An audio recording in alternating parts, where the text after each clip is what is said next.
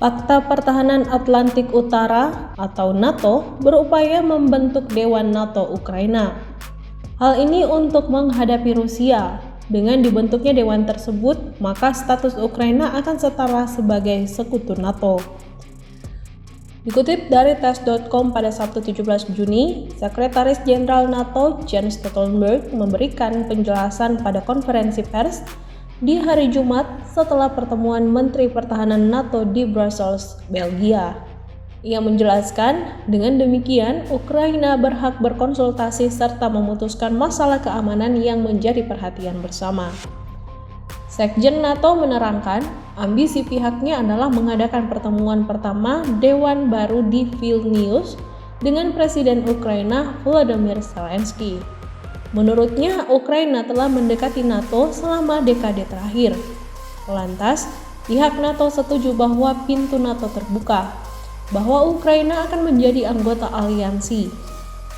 Hal itu adalah keputusan yang dibuat oleh sekutu dan Ukraina. Sekjen NATO menegaskan Rusia tidak memiliki hak veto. Stoltenberg berujar pihaknya tidak tahu kapan perang ini berakhir. Oleh karenanya NATO perlu menempatkan kerangka kerja yang memastikan keamanan Ukraina di masa depan, termasuk memastikan bahwa sejarah tidak terulang kembali. Sementara itu, di sisi lain, Presiden Rusia Vladimir Putin mengaku Rusia ditipu dengan ulah NATO dan Ukraina.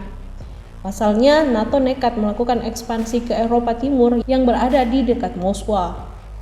Termasuk Ukraina dalam deklarasi kemerdekaannya menjadi negara netral, justru memihak NATO dan Barat.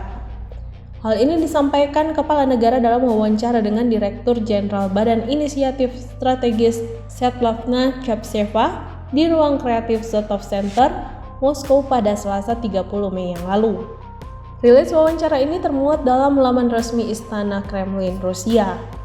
Topik dari wawancara itu terkait dengan pendapat Putin soal serangan drone Ukraina ke ibu kota Rusia, Moskow.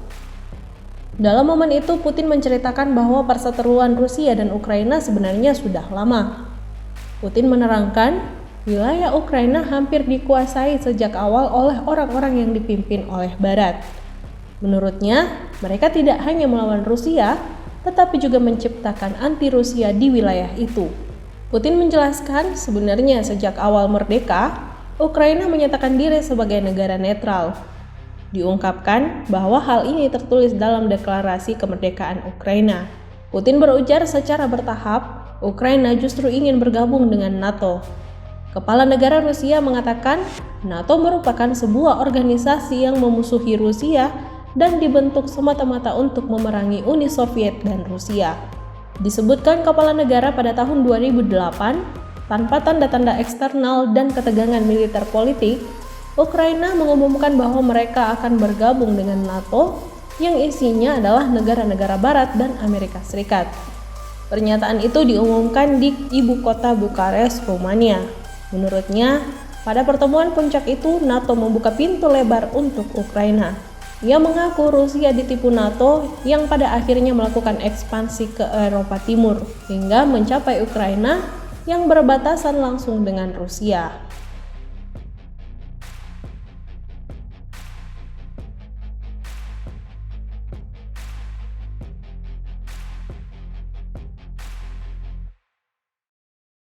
Terima kasih sudah nonton. Jangan lupa like, subscribe, dan share ya.